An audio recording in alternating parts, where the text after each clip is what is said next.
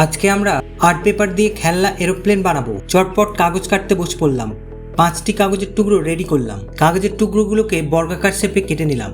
এরপর খেলনা এরোপ্লেনের এক একটি অংশ বানাতে থাকলাম। বন্ধুরা, তোমরাও দেখে নাও কিভাবে বানাচ্ছি। বন্ধুরা, 5টা রেডি। এইবার এরোপ্লেন বানাবো। দেখুন, এই যে নিলাম। দেখুন, এরোপ্লেনের সামনের অংশ তৈরি। এবার দেখুন, এই একটা নেব আর এই একটা নেব। দিয়ে দিলাম। এই এটা পেছনের অংশ।